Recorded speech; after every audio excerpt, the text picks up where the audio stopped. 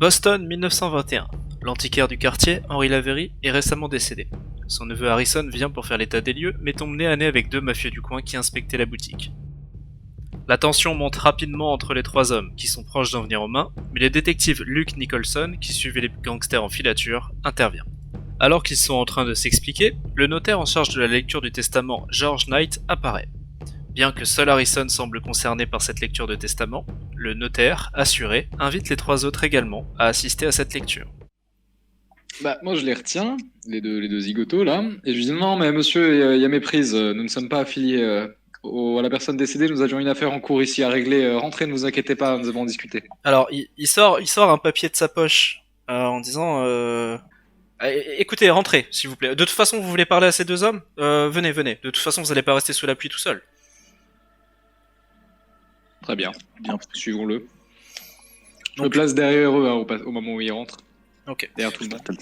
Je vais demander à tous les joueurs de faire un lancer de sang. Je ne vais pas vous dire pourquoi.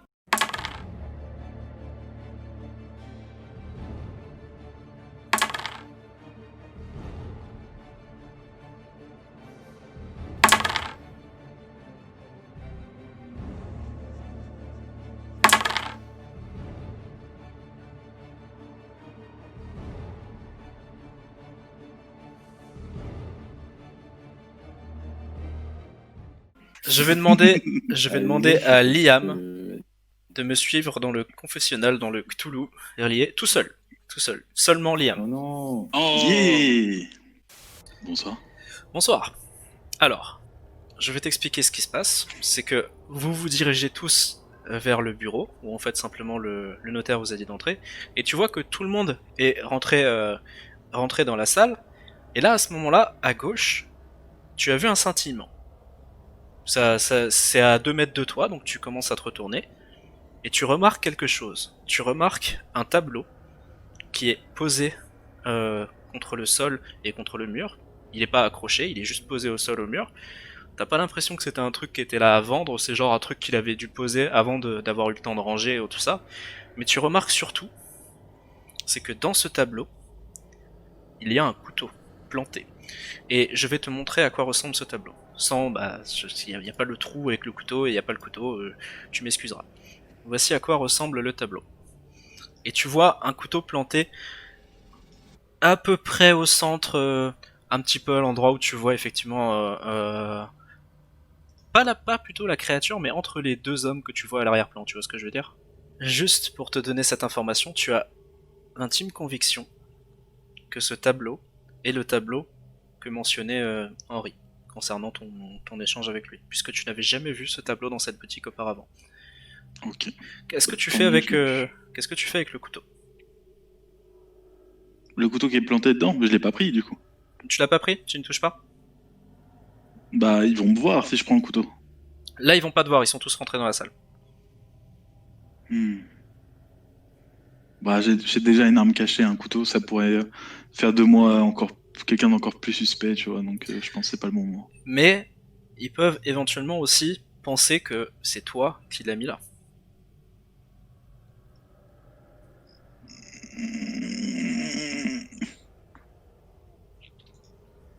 Si justement ce tableau est important dans le testament, faut savoir que ce tableau va sans aucun doute être trouvé par le notaire et il va sans doute se poser des questions. Et là, ouais, ok. Bah vas-y, je le retire. Je le retire et je le cache dans mon autre chaussure. Alors, pour vous expliquer, en fait, très simplement, le notaire, en fait, complètement attire votre attention depuis un moment parce qu'en fait, il fait un vrai débit de parole. Luc, envers toi, il dit « Mais je vous connais, je suis sûr que je vous ai déjà vu. De plus, il me semble que ce serait très important que vous participiez à cette lecture. Parce que oui, et tu sais, en fait, à chaque fois, peut-être que tu essaies d'en placer une, mais lui, en fait, il surenchérit. Et tu comprends que, de par son métier et son habitude de s'exprimer, c'est genre il sait très bien comment faire pour couper la parole de façon à dire ah mais attends et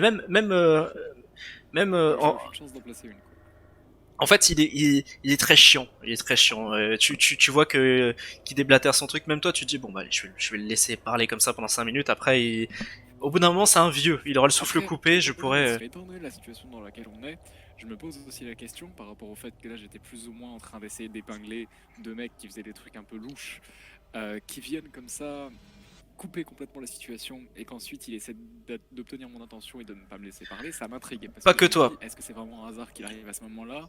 Je tiens à te rassurer, pas que Voilà. toi. Parce que, en Donc, fait, je suis intrigué. pour vous expliquer la situation, vous êtes presque tous rentrés dans le bureau, l'un après l'autre, un petit peu de manière étonnée. Il y a juste, à ce moment-là, il y a eu un petit bruit à l'arrière, et vous avez vu, en fait, en vous retournant, vous avez vu que Liam a commencé à regarder à gauche et a commencé à aller dans cette direction. Mais, très rapidement, à chaque fois, le notaire, en fait, il reprend la parole envers vous en vous disant « Mais n'empêche, faites très attention à vous, parce qu'en fonction de l'heure dans laquelle on va sortir, la pluie, elle va commencer à tomber sur vous, et j'ai entendu que ça va être une inondation, hein, ça va être vraiment horrible, hein. Il faut vraiment faire attention, je vois que vous avez pas de parapluie, vous avez juste un béret, votre béret, il va être inondé, mon jeune. » Il parle à Brian. Tu vois qu'en fait, même Brian est complètement, il a pas le temps de dire ou faire quoi que ce soit. Il essaie, en fait, de se regarder où est Liam pour essayer de rejoindre Liam, mais le notaire, lui, genre, mais franchement, jeune homme, hein, attention, hein. Genre, tu vois, complètement limite hystérique, quoi. Harrison, du coup, en fait, toi, tu sais pas trop ce qui est en train de se passer, Harrison, parce que tu pensais que le notaire, il allait lire le testament pour juste toi, il fait ramener tout le monde. C'est un petit peu une situation gênante, mais même pareillement envers toi, il commence à dire ah et par contre le testament de votre oncle, là, c'est quand même particulier. Hein, moi, j'avais jamais vu un truc comme ça.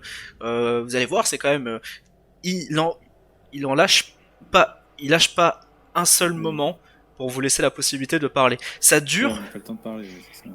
Ça dure un bon moment au final. Et vous vous rendez compte que après quelques minutes, vous avez Liam qui revient. Liam, par rapport au bruit, est-ce que quand tu reviens, tu dis particulièrement ce que c'était le bruit, parce que tout le monde a vu que justement t'as été voir ce que c'était. Bah, je leur dis juste que j'ai rien vu de particulier au final, quoi. Du coup, à ce moment-là, quand Liam se ramène en traînant un peu les pieds, parce que ça, je dis, putain, je veux vraiment rentrer là-dedans moi aussi, vous êtes tous dans le bureau. Et à ce moment-là, quand toi tu rentres, Liam, pareil, il te harcèle, genre, bon alors c'était quoi? Vous avez mis un moment quand même, parce que au final vous avez pas fait le tour quand même, vous avez pas été jusqu'à l'entrepôt quand même, attendez. Enfin bref, il a même pas le temps de te laisser, enfin il te laisse même pas le temps de Il laisse répondre. répondre. Et au final, quand tu rentres complètement, il ferme la porte du bureau derrière, et là, au bout d'un moment, excusez-moi, ça fait un moment que je suis censé gérer ce dossier-là. On me l'a mis un petit peu au dernier moment. Je suis complètement, je suis un petit peu déboussolé. Je vous avoue que voir des gens à qui je peux parler, des jeunes gens comme vous, je me sers un petit peu de ça pour justement un petit peu balancer tout ce que j'ai à dire. Je suis désolé. Je vais me calmer maintenant. Voilà. Alors, vous voyez qu'en fait, il s'installe du coup de l'autre côté du bureau, là où il était normalement, sans aucun doute, où s'installait Henri quand il avait un business à faire. En fait, il y a donc le bureau, comme quand vous rentrez, je sais pas, je sais pas, chez un docteur, un truc comme ça, il y a le bureau avec sa place, il y a juste 2 sièges en face de lui. Est-ce que Ok. certains d'entre vous s'installent dans les sièges? Bah, moi, je vais m'installer, ouais. Ok. Quelqu'un d'autre? Ah, moi je passe debout. Bon, je vais m'installer dans le siège aussi. Ok. Donc Liam et Harrison, pardon, vont s'installer dans les sièges. En fait, quand il fait le tour du bureau avant de s'installer lui-même, il va regarder un petit peu, il va jeter un coup d'œil à droite à gauche, et vous remarquez qu'il s'est un peu calmé effectivement, mais voilà. Et du coup, il commence à tu sais, prendre la chaise comme ça des mains pour commencer à vouloir la reculer, mais tu sais, il observe vraiment, c'est une pièce, c'est un bureau dans lequel Henri gardait certaines de ses antiquités aussi, mais surtout genre des bibliothèques qui ont l'air très vieilles, et les livres à l'intérieur qui ont aussi eux l'air assez vieux. Il y a quelques objets affichés en quelque sorte. Tu sais toi, Harrison, que c'était pas des objets que Henry voulait vendre, c'était des objets qu'il voulait garder. Et du coup, il admire un petit peu les pièces qu'elle a, les bibliothèques et tout, et il se tourne vers toi en particulier, Harrison, en disant votre oncle a su dégoter des objets assez remarquables. On se doute jamais que l'antiquaire du coin peut avoir autant de possessions de valeur. C'est vrai qu'on n'a pas trop l'habitude de regarder direct. Si on a besoin de voir l'antiquaire, on va chercher dans une grande ville, dans les grands quartiers. Mais on voit ici que effectivement votre oncle tenait de certaines possessions de valeur. Oui, je ne veux pas vous mentir, j'ai toujours été fasciné par sa capacité à trouver et à conserver les pièces, les artefacts, les pièces qu'il aime, des antiquités exposer. C'est ça, autant toi tu n'es pas du tout bercé dedans, c'est pas du tout ton truc, mais tu Oui, as c'est effectivement remarqué la ferveur qu'avait Henri justement à entretenir toutes ces vieilleries dont toi tu aurais jugé qu'elles n'avaient aucune valeur et que lui était capable de restaurer suffisamment pour pouvoir les vendre et s'en faire un profit. Effectivement, tu as toujours admiré ça de la part de ton oncle. Donc, il tire le siège et commence à s'installer. Il dit si vous permettez. Donc, il dit si vous permettez, je vais m'installer ici dans le siège, simplement pour vous faire face à tous. Hein, c'est pas par vanité de ma part, bien entendu. Je suis désolé de constater qu'il y a que 2 sièges en face de moi, mais ce sera de toute façon pas très long, je pense. Une chose, pendant ma lecture, je vous demanderai s'il vous plaît le silence. J'aimerais que si quelque chose doit être dit, qu'il le soit dit maintenant ou après la lecture, et qu'en aucun cas je ne sois interrompu pendant la lecture du testament. Il est important que le contenu entier de ce testament vous soit présenté avant que vous en tiriez des conclusions hâtives. Si jamais vous commencez à entendre quelque chose et que vous en tirez des conclusions tout de suite, malheureusement la suite peut-être que la suite du testament va vous expliquer les choses. Très bien. Avez-vous quelque chose de particulier à déclarer avant que je commence la lecture ? Et vous voyez qu'il adresse cette question à tout le monde. Moi, j'ai une question, si vous permettez. Bien sûr. Initialement, j'imagine que ce testament m'était destiné. Je ne comprends pas spécialement pourquoi ces personnes m'accompagnent finalement pour cette lecture. Et là, tu vois qu'il fronce les sourcils en te regardant. Et il regarde et dit non, je crois bien que tous les bénéficiaires sont ici. D'accord. Donc, c'est-à-dire que même cet officier de police, et quand bien même je le respecte, fait partie des bénéficiaires également. Je ne connais que 3 des noms que je vois sur cette liste. Pour le coup, je vais lire le testament et vous pourrez en juger par vous-même. D'accord. Je ne sais pas qui sont vos invités ici, mais vous devriez le savoir de toute façon si vous êtes venu avec ce groupe, n'est-ce pas ? C'est un peu particulier, monsieur. Je ne connaissais pas ces personnes avant d'arriver ici, pour être tout à fait honnête. Je suppose que s'ils sont venus ici, c'est pour la même raison, sans aucun doute. De toute façon, la lecture doit être faite. Si jamais ces personnes ne sont pas concernées, elles pourront partir à la fin de la lecture sans avoir à poser aucune question, bien entendu. De toute façon, il n'y a rien d'exceptionnellement confidentiel dans ce testament. Très bien. Dans ce cas, je vais vous laisser faire votre travail, alors. Avez-vous quelque chose à dire, vous autres ? C'est bizarre, il dit qu'il nous connaît, mais moi je le connais pas. Tu le connais, toi ? Il te connaît, toi. Ah, je m'en souviens pas. C'est où, monsieur ? Mais je sais qui vous êtes. Vous êtes le jeune Brian Miller. C'est moi qui me suis occupé Je me rappelle, c'est votre père, je crois, qui était décédé il y a quelques années. C'est moi qui m'en suis occupé. D'ailleurs, votre père n'avait pas fait de testament, il est mort assez jeune, j'en suis désolé. Et je me rappelle que c'est moi qui avais aidé votre mère à essayer de récupérer la majorité du patrimoine. Du patrimoine, merci. Je cherchais ça. C'est mon nouveau métier, donc je sais un peu. Je te remercie effectivement parce que c'est exactement le mot que je cherchais en plus. La majorité du patrimoine que possédait votre père a pu être déversé à votre mère. C'est moi qui m'en suis occupé également. Et étant donné que je connaissais un petit peu votre mère auparavant, je me suis permis de ne pas la charger trop parce que je sais effectivement que vous n'avez jamais, excusez-moi de le dire en face de tout le monde comme ça, mais vous n'avez jamais trop roulé sur l'or à l'époque, en tous les cas. Peut-être que ça s'est amélioré pour vous, et si c'est le cas, je vous en félicite. Mais à l'époque, je sais que votre père était plutôt dans une situation difficile, et j'ai voulu aider votre mère. Mais je vous connais, bien sûr. Ça serait pas étonnant. Ça m'étonne pas que vous vous souveniez pas particulièrement de moi, puisqu'il y a eu à peu près 3-4 rendez-vous avec votre mère où je suis passé chez vous. Il n'y a qu'une seule fois où vous étiez là, et vous n'étiez pas concerné directement, donc je comprends. Ah, ok. Et il se tourne vers toi, Liam, il dit et vous, monsieur McMurrow, est-ce que vous avez une question en particulier aussi ? Bah, je suppose que vous êtes là pour me donner le tableau que je suis venu chercher. Ah, je ne sais pas, c'est pas que je ne sais pas, c'est que, en fait, je n'ai jamais lu le testament en lettres comme ça, je sais à peu près quel est le patrimoine de monsieur Lavery, et je sais à peu près qui sont les bénéficiaires. Je ne sais pas qui reçoit quoi. Donc, pour le coup, on va se permettre de voir ça ensemble, si vous voulez bien. Bien sûr, je n'ai rien d'autre à ajouter. Laissons cet homme faire son travail, effectivement. Monsieur l'officier, peut-être que vous avez quelque chose à rajouter ou...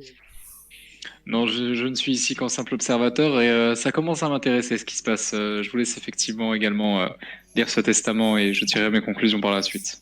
Ah, vous savez, moi je trouve toujours ça fascinant, hein. Même si je suis proche de la retraite, je sais pas pourquoi, ça m'a toujours un petit peu amusé de voir les réactions des gens lorsque je lis les testaments. C'est un petit plaisir que j'ai eu en apprenant ce métier. Donc, je vais commencer à lire le testament, et étant donné la première ligne, je vais parler. Imaginez que je suis Henri Laverie apparemment.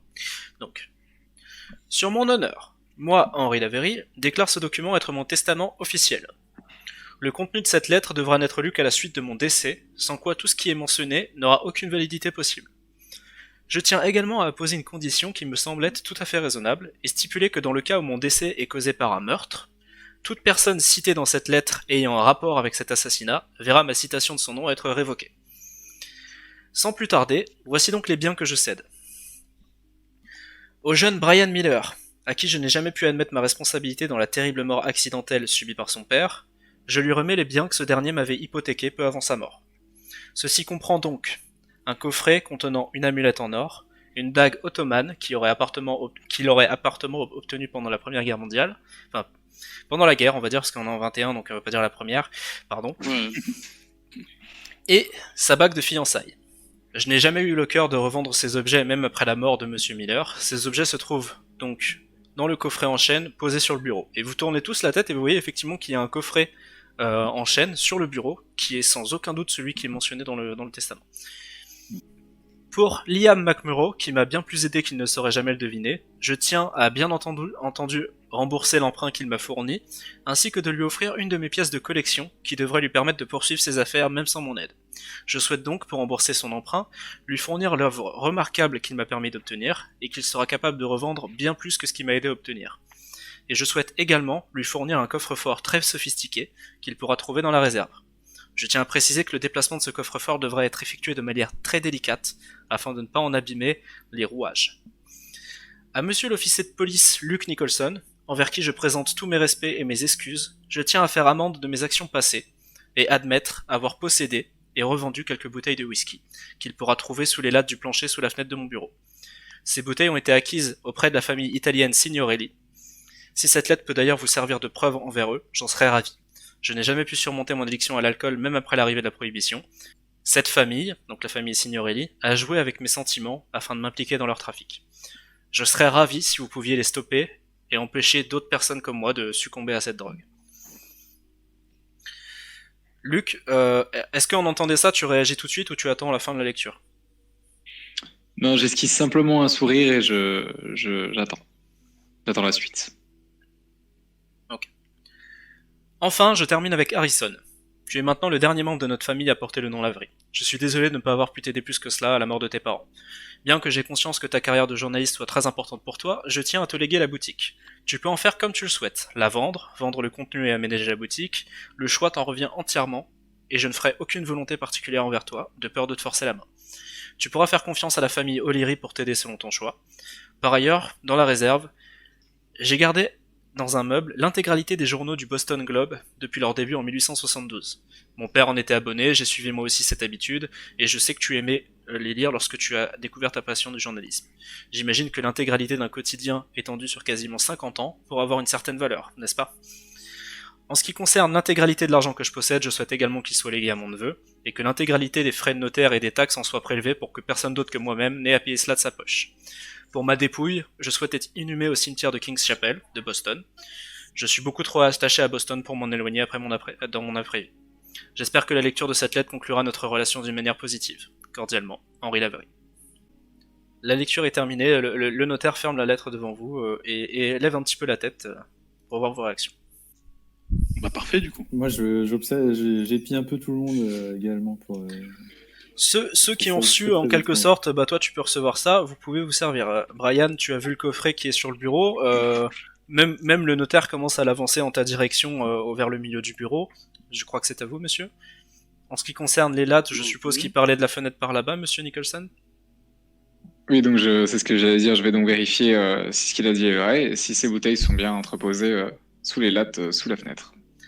Très bien. Donc effectivement, tu vois qu'il y a des lattes de couleur un petit peu plus claire que le reste des lattes du plancher de ce bureau. D'ailleurs, en t'approchant de la fenêtre, je tiens à te dire que tu commences à remarquer la pluie dehors, qui est très intense. Ça commence à vraiment tomber. Même toi qui vas devoir marcher jusqu'à ton véhicule, qui n'est pas si loin que ça, tu sais que ça te fait chier. Alors tu te doutes que pour des personnes qui n'ont pas de parapluie, ça reste encore pire. Je vais t'envoyer une information. Luc. Je suis ton père. Waouh. Je me retourne quand même vers Brian et Liam, et en leur lançant un petit sourire, je leur dis très calmement, messieurs, on dirait que vous avez eu de la chance, vous venez d'être sauvés par un homme mort. Nous avons tout simplement dit la vérité. J'étais là pour récupérer ce tableau, et il me l'a mis dans son testament. Tu vois effectivement des bouteilles sous le plancher, et la première que tu prends, en fait, pour en voir le contenu, parce que de haut tu le vois pas, tu remarques que la première que tu prends, elle est à moitié vide. D'accord. Et tu la prends dans ta main, tu la regardes un peu, et puis voilà, tu constates ça, et tu prends, j'imagine, la deuxième, enfin c'est toi qui décides à ce moment-là, et la deuxième est remplie par contre. Effectivement, je saisis ces biens qui sont de toute façon malheureusement illégaux, malgré la très bonne foi de la personne qui les possédait, et du coup je vais les réquisitionner simplement pour les ramener avec moi. Monsieur l'agent, justement, concernant ces bouteilles, le regretté Henri Laverie disait bien dans ses notes que si vous le souhaitiez, vous pourrez garder l'exemplaire de ce testament afin de vous servir comme preuve concernant ces bouteilles. Ne vous inquiétez pas, j'y comptais bien. D'autant D'accord, que ça avait l'air d'être pour lui une charge difficile à supporter. Justice sera faite, ne vous inquiétez pas. Il plie donc le document et il te le tend. D'accord, bah j'accepte avec plaisir et je le range dans la poche de mon manteau qui a décidément des grandes poches. C'est un manteau de Skyrim. Exact. Mary Poppins. Brian, est-ce que le coffret qui t'a été tendu, tu as été voir? Ah oui, moi, il me l'a tendu, donc je l'ai pris, et je l'ai un petit peu ouvert pour voir la bague de fiançailles. Alors, du coup, je considère que tu l'ouvres dans ton coin pour... Ouais. Je vais t'envoyer aussi... Non, tu sais quoi, je vais te le dire dans la conversation alternative, si tu veux bien me suivre. Ok. Vous autres, vous pouvez comploter pendant ce temps. Si vous pouvez bien me suivre. Si vous voulez bien me suivre. Très bien.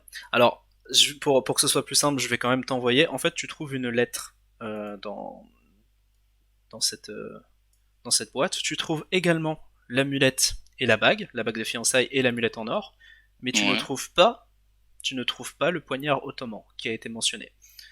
Alors, je vais t'envoyer le contenu de la lettre, et si tu veux bien, on va la lire ensemble pour que ce soit rapide, mais tu peux la garder, bien entendu, dans tes notes. Ouais, ok. Henri, mon ami, j'ai bien compris que tu n'es vraiment pas emballé par l'idée de nous aider financièrement pour cette pêche. Je veux donc te montrer à quel point cela est sérieux pour moi. Si juin, tu pourras trouver 3 objets qui ont une valeur inestimable à mes yeux. Considère cela comme un gage sur l'argent que tu nous prêteras. Ton aide nous permettra d'obtenir un bateau plus grand et un équipement de pêche bien plus efficace, et on réussira. Je te promets, ce qu'on a vu sous l'eau a beau être terrifiant, ce n'est qu'une bête marine. Rien que nous ne pourrons être capables de contrôler. Lorsque l'on ramènera cela, nous deviendrons célèbres dans le monde entier. Tous les journaux voudront voir cette prise phénoménale. Je reviendrai ensuite acheter à nouveau ce que je t'ai laissé, avec intérêt bien entendu. Crois-moi, bien que ce que j'ai vu m'a glacé le sang, l'idée de pouvoir permettre à mes fils et ma femme de vivre plus confortablement me donne plus de courage que quiconque en aurait besoin. Je t'en prie Henri, fais-moi confiance. Signé Anthony Miller, qui est bien entendu le nom de ton père. Ok, ça marche. Mais là, la lettre, donc, je l'ai ouverte, hein, je l'ai ouverte dans mon coin et je suis en train de la lire. C'est ça, on est d'accord. Hein. Voilà. Et tu as toi-même, tu as vu en fait qu'il manquait la dague, mais que les 2 autres objets étaient bien dedans. Ok, ça marche. Donc je considère ok, qu'effectivement tu vas dans ton coin pour lire cette lettre. Ouais, ça va. Ouais, je suis dans mon coin avec tout et dès à présent, je te dis, moi, c'est juste la bague qui m'intéresse. Je fais pas attention en fait à l'amulette en or et au couteau qui est pas là. Et tu m'es ravi de te dire que cette bague, tu pourrais la remontrer à ta mère, ça lui ferait très plaisir, je pense. C'est ça, je suis dans l'optique où la bague, je lui dis, c'est la même que ma maman, je suis content, quoi, voilà. Et les autres, à la limite, j'en ai pour le moment, j'en ai strictement rien à faire. Même si l'amulette en or, ça fait quand même plaisir de l'avoir aussi, c'est que tu doutes, ça devait être important, tu demanderas aussi également à ta famille sans aucun doute. Oui, voilà, mais c'est vrai que là, je suis plutôt focus sur la bague. Mais la lettre est intéressante, parce que toi, t'étais juste au courant que ton père était parti en pêche. Là, tu apprends des choses que tu ne savais pas. Ouais, je sais qu'il a vu quelque chose justement et que Henri, non, du moins non, l'apothicaire a financé en fait son L'antiquaire, expédition. Donc, l'antiquaire. C'est quelque chose, l'antiquaire, ouais. et c'est quelque chose que tu savais pas du tout. En fait, tu n'étais pas du tout au courant que ton père avait un projet comme ça. Tu pensais juste qu'il allait faire son travail Ouais, et qu'il il est est- mort en mer. Même C'est ta... ça, ouais, donc du coup. En tout cas, c'est ce que t'as toujours dit de ta mère et tu penses pas que ta mère t'ait menti. Elle Ah a eu- non, mais ouais, c'est maintenant je commence à faire une petite idée, même si je suis pas très très intelligent. Ouais, je vois maintenant pourquoi il a été disparu en mer à cause de cette bête marine qu'il est parti, il est parti chasser quoi. Donc tu es au courant de cette information, on retourne sur le palais du Soul King. Ok, ça marche. Vas-y. Du coup, vous voyez tous Brian prendre le coffret Mourir. et l'emmener. Et en fait, au départ, vous voyez que Brian a commencé à ouvrir le coffret en face de tout le monde, genre l'air de rien. Et vous avez tous vu ça. Il y a une lettre à l'intérieur. Donc dès que Brian a vu qu'il y avait une lettre, à ce moment-là, il a refermé le coffret, l'a pris en se levant, a été dans un coin pour aller lire cette lettre tout seul dans son coin. Mhm. C'est sûrement une lettre de son papa. Liam, que fais-tu pendant ce temps? Bah du coup, je vais aller dans le bureau pour aller chercher la peinture. Du coup, la peinture en question, je pense savoir de laquelle il s'agit. Mon assistant m'en avait parlé. Je pense que tout simplement, nous allons chercher dans la réserve, puisque de toute façon, nous avons également votre coffre-fort qui s'y trouve. Oui, je croyais que c'était dans un autre endroit, mais bon, ok. Ah, je ne sais pas. C'est la première fois que je viens pour ces affaires-là, bien entendu. J'étais déjà passé ici, mais pas pour la même raison, bien entendu. Ça fait quelques années. Si ça vous dérange pas, je vais vous suivre. C'est juste pour la procédure, hein, bien sûr, pour éviter que vous vous trompiez dans ce que vous prenez et que vous ayez à revenir plus tard. Ce serait dommage, je pense. Oui, ce serait dommage, oui, que vous preniez des trucs en plus. Monsieur Assez Lavery, avec le ton accusateur, s'il vous plaît, quand même, hein. Ça suffit. bah Monsieur Lavery, si vous voulez, vous pouvez nous accompagner aussi. Il n'y a pas de souci. Si Oui, si je pense que je vais faire ça. effectivement. je comprends que vous puissiez être inquiet. Il s'agit également. Maintenant, la boutique est à vous. Oui, bien sûr, il va falloir d'autant gérer plus. plusieurs affaires. Mais je comprends. Mais vous pouvez faire confiance à Monsieur Liam. Voyons, ça se voit tout de suite que. De toute façon, si j'ai bien compris, et tu sais, à ce moment-là, il commençait à regarder dans ses mains. Et dit, ah bah merde, il a donné les notes à Luc. Mais si je me souviens bien, il me dit. Votre oncle ne vous disait-il pas justement de faire confiance à Monsieur McMurrow, qui était son ami? Vous n'avez pas à vous inquiéter que Monsieur McMurrow vole quoi que ce soit ici, je pense. Non, mais vous voyez bien que c'est un rustre. Une personne qui est arrivée comme ça. S'il vous à plaît, s'il vous l'improviste. plaît, s'il vous plaît, du calme. Je pense simplement que Monsieur Lavery, si j'ai bien compris, vous n'êtes pas de la ville.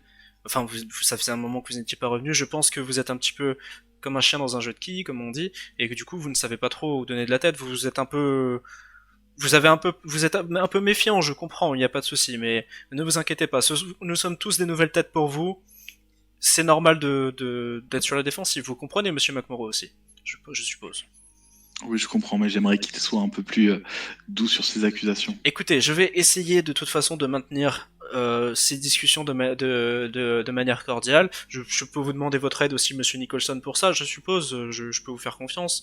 Ne vous inquiétez pas, tout va bien se passer. Vous allez tous repartir avec le bénéfice que vous a accordé Monsieur Feu Henri Lavery. Et là, il regarde un petit peu vers Brian qui justement est tout seul dans son coin en train de lire la lettre. Et tu sais, il s'interrompt pendant un moment à dire bah écoutez, on va pas laisser le jeune homme tout seul ici, on se dirige tous vers la réserve du coup? Oui, ce serait dommage de le laisser tout seul. Ouais, tu viens avec nous, Brian. Ok. Il est en plein milieu de sa lecture, il avait à peine la tête du coup. Ouais, ok. Ouais, ouais. Tu vois qu'en fait, au moment où tu lui dis ça, tu sais, comme un gamin qui sauvegarde sur sa Game Boy, les dernières lignes qu'il avait pas fini de lire. C'est intéressant de voir que ouais, vous avez loupé tous une information, et je ne dirais pas plus que ça. Vous avez tous loupé une information que j'adore que vous ayez loupé ça. Bref. Alors que vous vous levez, C'est pas cool de le faire. le notaire c'est le premier en fait à se diriger vers la porte pour l'ouvrir et commencer en fait comme il l'avait fait. Vous avez reconnu de façon à sa manière de parler que c'était vraiment un anglais, que c'est un émigré sans doute récent et que la façon dont il parle, et tu sais il veut toujours se présenter comme un gentleman, même si vous n'avez senti aucune sentiment de supériorité de sa part. Vous sentez que c'est sincère et que quand il vous ouvre la porte, c'est vraiment de bonne foi, quoi. Il est pas là pour vous montrer, vous avez vu, je suis un gentleman, j'ouvre la porte. Non, c'est vraiment, il est très très sympathique envers vous tous, quoi. Donc il vous ouvre la porte. Non, moi, pour je l'instant, vais laisser bah, passer Liam et je vais entrer tout de suite après lui. Très bien. bah, c'est- Je c'est reste vous, en quand fond même. de cortège, toujours. Très bien. C'est quoi, c'est un traquenard? Et là, on sort les couteaux. Non, c'est... Ouais. Ok. Donc vous sortez tous Donc toi, tu es enfin, du coup, tu fermes la porte derrière toi. Oui. C'était la musique a dit. Ouais. Il y a Luc qui ferme la porte, vous T'es retournez sûr que tous. tu fermes la porte là. Bref. Alors, tu fermes la porte, et quand vous commencez à marcher, du coup, vous commencez à vous diriger vers l'entrée, et à ce moment-là, alors que vous êtes un petit peu en train de parler entre vous, Liam qui commence à chuchoter auprès de Brian, ou genre à demander c'est quoi la lettre, bref, vous entendez la clochette de l'entrée sonner. Donc vous tournez tous la tête, il y a quelqu'un qui vient de rentrer. Vous voyez tous C'est un bon, homme j'ai vu. entrer, c'est un homme d'à peu près une quarantaine, avec un long manteau en cuir qui est tout trempé de fou, avec un regard très sévère, vraiment, tu sais, vous voyez même à sa mâchoire complètement large et tout ça, vous voyez que c'est un homme très bourru, qui se tourne immédiatement vers vous tous. À ce moment-là, il met sa main à l'intérieur de sa veste, et il prend quelque chose. Liam, tu as été très inquiet pendant une seconde qu'il vous sorte un C'est flingue. pas un- Tu t'es posé la question, t'as commencé un petit peu à te reculer en arrière, mais à ce moment-là, tu vous remarquez que il vous montre en fait une plaque. Il s'agit d'un policier, et encore plus important que ça, vous voyez, reconnaissez la plaque, certains d'entre vous, vous reconnaissez la plaque de commissaire. Et Mhm. en même temps qu'il prend la plaque, vous remarquez que avec l'autre, il prend sa plaque comme ça dans l'autre main, et il sort, cette fois, de sa veste, une arme à feu, qui pointe envers vous tous. What? Oh. Et, Il va- monsieur, qu'est-ce que vous faites Taisez-vous, j'ai pas le temps. Le notaire qui est tout à l'avant, il va s'adresser vers lui pas en secouant le flingue, mais tu sais, en montrant un petit peu de côté, mais en comprenant que c'est pointé vers le notaire en quelque sorte, en disant qui sont les personnes présentes ici. Donnez-moi les noms de toutes les personnes présentes ici. Donc vous voyez George Knight qui se retourne vers vous tous, qu'est-ce qui s'est passé, quoi. Il est un petit peu étonné, hein. Alors du coup, alors je suis George Knight. Vous avez ici Brian Miller. Vous avez Luke Nicholson. Je connais. Ok. Vous avez ici Liam McMurrow. Vous avez Harrison Lavery, le maintenant propriétaire des lieux. Bonjour. Et vous voyez que en fait, en même temps que le notaire a dit tout ça, vous voyez sur ses lèvres qu'il était en train de répéter les noms dans sa bouche comme ça. Et au moment que le notaire a l'air d'avoir fini à citer tous les noms, à ce moment-là, il range sa plaque et il sort un carnet. Et avec ses mains, il commence à noter en fait les noms qui ont tous été cités par le notaire. Mais il continue en fait à lever la tête assez fréquemment pour histoire de dire je vous surveille. Et à ce moment-là, donc, une fois qu'il a fini de tout noter, il range le carnet et il va vous dire écartez-vous tous, prenez tous 1 mètre de distance minimum avec les autres. Laissez vos mains là où je peux les voir. Et Ok, mais on veut bien vous. je vous parlerai après. D'accord, bah, je le fais. Ok, bah je m'exécute. Vous mettez tous à 1 mètre les uns des autres. Distanciation sociale. Mettez bien, vous avez pas besoin de lever les mains en l'air, mais montrez bien que vos mains sont là. Je ne veux pas vous voir faire le moindre geste brusque. Je lève quand même les mains, on sait jamais. Et moi, je tiens toujours mon coffret avec Bah. mes 2 mains. Ok, il voit que t'as le coffret, mais tendez ça un petit peu dans ma direction, que je vois bien que vos bras ne font pas la moindre action. Ok, bah à la limite, je le pose doucement, je pose le coffret au niveau de mes pieds. Et je relève mes mains sans... Donc là, à ce moment-là, il voit que vous êtes tous un peu écartés comme ça, donc il commence à un petit peu... Il y a la tension qui s'est levée carrément de votre côté, mais lui a l'air de complètement, depuis le début, être sur le même ton. Un meurtre vient d'avoir lieu à l'extérieur. Vous êtes tous suspects. Vous avez ordre de rester à l'intérieur pendant notre enquête. Pas d'exception. Un officier viendra prendre vos dépositions. En attendant, vous attendrez à l'intérieur. 2 de mes hommes vont garder l'entrée. Pensez même pas essayer de sortir sans en avoir l'autorisation. Vu la violence du crime, on n'hésitera pas à ouvrir le feu. Et Un meurtre, il y a le notaire qui dit vous voulez dire on doit rester dans cette pièce pendant combien de temps? Vous restez dans la boutique, peu importe la pièce, tant que vous êtes à l'intérieur. Vu la pluie dehors, ça vaut mieux pour vous de toute façon. On sait pas combien de temps ça va durer. Faire une enquête sous la pluie, c'est compliqué. On attend que les officiers chargés d'interrogation arrivent. Mais où a eu lieu le meurtre, monsieur? On vous interrogera tous les uns après les autres, c'est à ce moment-là on vous donnera des informations. Pour le coup, on n'a pas envie que vous parliez entre vous pour commencer à manigancer. Donc on donnera le minimum d'informations possible. On peut s'installer, s'asseoir peut-être? Quelque chose? Faites ce que vous voulez tant que vous restez à l'intérieur. Les officiers chargés d'interrogation vont pas tarder à entrer. Moi je vais ressortir et je vais commencer l'enquête préliminaire. Vous voyez qu'il commence à se diriger vers la sortie, qu'il commence à ouvrir la porte pour sortir. Quand il ouvre la porte, ça fait un appel d'air. Il y a tellement de pluie dehors et de vent que vous êtes tous un petit peu surpris. Ça fait même un peu voler ton chapeau, Liam. Genre vraiment, waouh, c'est violent dehors. Le notaire lui dit, mais et si le coupable est parmi nous, ça veut dire que vous acceptez de risquer la vie des autres innocents ici présents. Et juste en se retournant, il dit très calmement, il fronce un petit peu les sourcils dans votre direction. Au moins, si ça arrive, on sera fixé. Et il claque la porte derrière lui. Et vous voyez qu'une fois qu'il a claqué la porte, il se tourne dans votre direction et puis il prend la grille de fer et il la ferme.